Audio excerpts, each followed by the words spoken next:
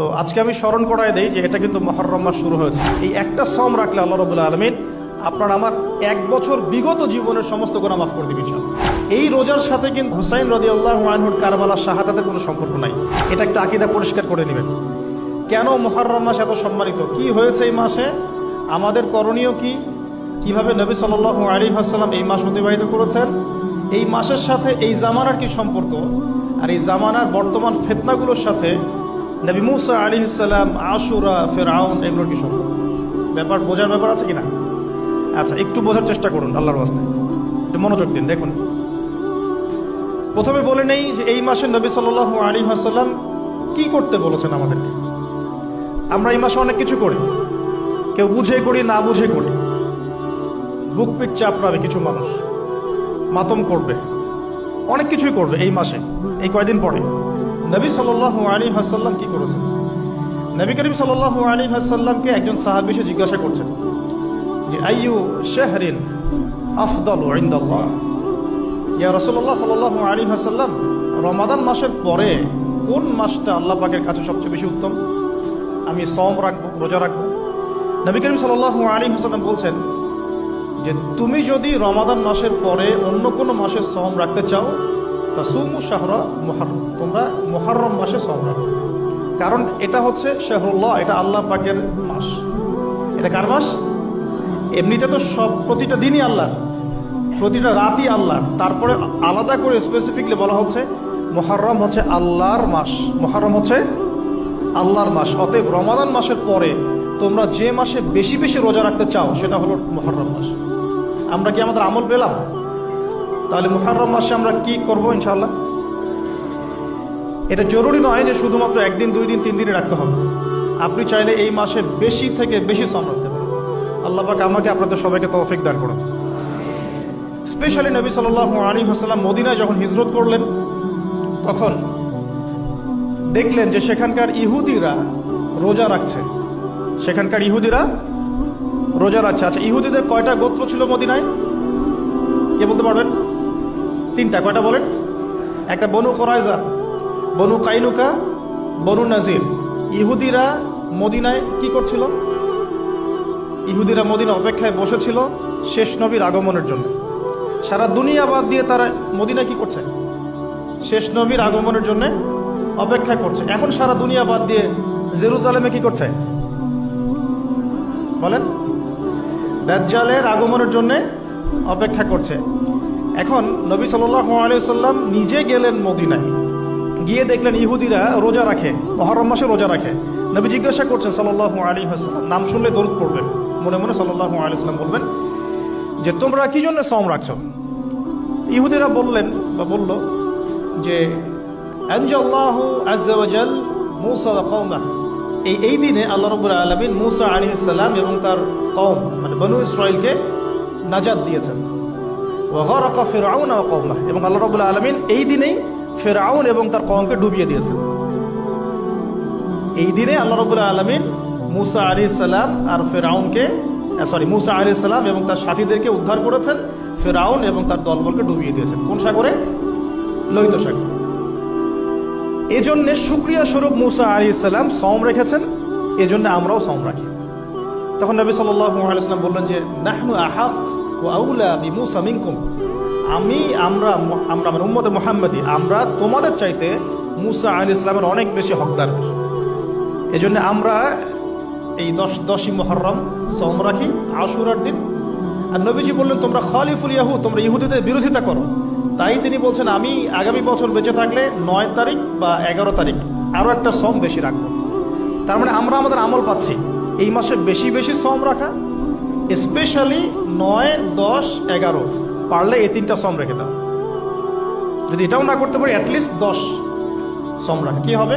নবী সাল্লাল্লাহু আলাইহি ওয়াসাল্লাম বলছেন আহতাসিবু ইনদাল্লাহ, আল্লাহর কাছে আমি আশা করি যে আইয়ুকাফিরু আস-সানাতাল্লাতী ক্বাবলা, এই একটা সওম রাখলে আল্লাহ রাব্বুল আলামিন আপনার আমার এক বছর বিগত জীবনের সমস্ত গুনাহ মাফ করে দিবেন ইনশাআল্লাহ। স্কলাররা বলেন যে এটা সগীরা গুনাহ, আমি এই ব্যাখ্যা করতে চাচ্ছি না। আল্লাহর কে জানে, আল্লাহ পাক যদি তাকে তৌফিক দেন, সে যদি তওবা করে তার কবিরা গুনাহ তো আল্লাহ মাফ করতে পারেন না? আচ্ছা, তাহলে আমরা আমাদের আমল দুটো পেয়ে গেলাম। এক, এই মাসে নর্মালি বেশি বেশি সওম রাখবো। 2, 9, 10, 11 সওম রাখবো। যদি এটাও না করতে পারি কমপক্ষে 10ই মুহররম অবশ্যই সওম রাখবো ইনশাআল্লাহ। আল্লাহ পাক তৌফিক এনায়েত করুন। এখন আসুন, এই মাসে আরও একটা আমল নবীজি বলেছেন, যদিও এই হাদিসটা সম্পর্কে ইমাম তিরমিজির কিতাবে আছে, হাদিসটা একটু গরীব, কিন্তু আমি ফজিলতের স্বার্থে কথাটা বলছি। নবী সাল্লাল্লাহু আলাইহি ওয়াসাল্লাম বলেছেন, সাহাবী এসে জিজ্ঞাসা করছেন যে এই মাসে আমি বেশি বেশি সওম রাখবো, ফজিলতটা কি? নবী করিম সাল্লাল্লাহু আলাইহি ওয়াসাল্লাম বলছেন যে এই মাসে আল্লাহ রাব্বুল আলামিন বিগত অনেক সম্প্রদায়ের তওবা কবুল করেছিলেন। সুবহানাল্লাহ। এই মাসে আল্লাহ পাক বিগত অনেক সম্প্রদায়ের তওবা কবুল করেছেন এবং আগামীতেও অনেকের তওবা কবুল করবেন ইনশাআল্লাহ। তো তার মানে আমরা বুঝলাম আমাদের আরেকটা আমল এই মাসে বেশি বেশি, এই তো মাশাআল্লাহ, বেশি বেশি তওবা ইস্তেগফার করা। এখন আসুন, আমি ইস্তেগফারের আপনাদেরকে 2-3টা দোয়া শিখাই দেই আগে ছোট্ট করে। 1 নাম্বার, যারা একটু পড়াশোনা করেন মাশাআল্লাহ, তারা এইটা পড়বেন, সাইয়্যিদুল ইস্তেগফার। সাইয়্যিদুল ইস্তেগফার আমার সাথে বলবেন, আল্লাহুম্মা আনতা রাব্বি লা ইলাহা ইল্লা আনতা খালাকতানি আনা আবদুক ওয়া আনা আলা আহদিক ওয়া ওয়া'দিকা মাসতাতা'ত আউযু বিকা মিন শাররি মা সানা'ত আবুউ লাক বিনি'মাতিকা আলাই ওয়া আবুউ বিযানবি ফাগফিরলি ফাইন্নাহু লা ইয়াগফিরু যুনুবা ইল্লা আনতা। এই যে আমরা গত লেকচারে বলেছিলাম যে আমাদের ইবাদতগুলো অন্তঃসার শূন্য হয়ে যাচ্ছে এই কারণে, বিকজ আমরা অর্থটা বুঝি না। এই যে দোয়াটা আপনি করলেন, নবী সাল্লাল্লাহু আলাইহি ওয়াসাল্লাম বলেছেন যে এই দোয়া পড়ার পরে যদি কেউ সকালে পড়ে রাত্রের আগে মারা যায় জান্নাতে চলে যাবে, রাতে পড়ে সকালের আগে ইন্তেকাল করলে জান্নাতে চলে যাবে। তো কি পড়লাম? আল্লাহ পাক বলছেন, নবী সাল্লাল্লাহু আলাইহি ওয়াসাল্লাম বলছেন, আল্লাহুম্মা হে আল্লাহ, আনতা রব্বি, আল্লাহ তুমি আমার রব, খালাকতানি তুমি আমাকে সৃষ্টি করেছো, আনা আবদুক আমি তোমার বান্দা, আনা আলা আহদিকা আমি তোমার সাথে যে অঙ্গীকার করেছি এর উপরে আছি, মাস্তাতাউ থাকার চেষ্টা করছি, আমি সাধ্যমতো থাকার চেষ্টা করছি, আবুউ লাকা বিনি'মাতিকা আলাই আমার উপরে আমার যে উপরে তুমি যে নিয়ামত দিয়েছো আল্লাহ, এগুলো আমি স্বীকার করছি। আল্লাহ তুমি আমার উপর যত নিয়ামত দিয়েছো আমি স্বীকার করছি, ওয়া আবুউ বিযানবি আমার যত গুনাহ আল্লাহ সব স্বীকার করছি। এভাবে যদি বান্দা আল্লাহর কাছে দোয়া করে আল্লাহ মাফ করবেন না? সুবহানাল্লাহ। ফাগফিরলি আল্লাহ আপনি আমাকে মাফ করুন, ফাইন্নাহু লা ইয়াগফিরু যুনুবা ইল্লা আনতা এখন আপনি ছাড়া যুনুব কেউ ক্ষমা করতে পারেন। ব্যাস এভাবে বুঝে এটা যদি না পড়েন অ্যাটলিস্ট এতটুকু, আস্তাগফিরুল্লাহাল্লাযী লা ইলাহা ইল্লা হুয়াল হাইয়ুল কাইয়্যুম ওয়া আতুবু ইলাইহি, এইটুকু।